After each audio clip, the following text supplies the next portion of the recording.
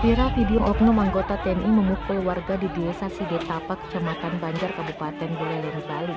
Video tersebut mendapat konfirmasi langsung dari Dandim 1609 Buleleng Letkol Infantri Muhammad Windra Lisrianto. Ia menyebut video yang beredar di masyarakat tidak lengkap. Pasalnya, peristiwa sebelum pemukulan anggota TNI ke warga itu tidak terekam.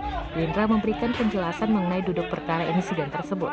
Menurutnya, tindakan anggota TNI itu dilakukan hanya sebagai wujud pembelaan terhadap pimpinan. Mereka tidak terima lantaran kepala Dandim dipukul oleh warga setempat. Peristiwa tersebut terekam dalam sebuah video dan viral di media sosial. Namun, Windra menyayangkan video viral yang beredar tidak lengkap.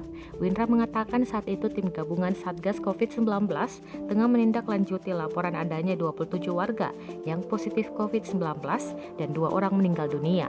Tim gabungan pun mendatangi desa tersebut untuk melacak kontak dari para warga yang positif COVID-19. Namun sambutan warga ternyata tidak seluruhnya baik karena masih ada yang menolak dites swab. Meski demikian, petugas sudah berhasil mengetes 104 orang dan hasilnya 4 orang positif COVID-19. Untuk mengantisipasi warga yang tidak mau mengikuti tes swab, aparat TNI saat itu juga menutup dan menjaga akses jalanan. Saat itu muncul 2 remaja laki-laki yang menggunakan 1 motor. Mereka lalu menabrak petugas dan meronta-ronta menolak dites swab. Orang tua remaja itu kemudian mendatangi anaknya dan menariknya untuk tidak ikut di swab. Di saat itulah, sang komandan yang berusaha mengarahkan orang tuanya dipukul kepalanya dari arah belakang oleh salah satu warga di sana.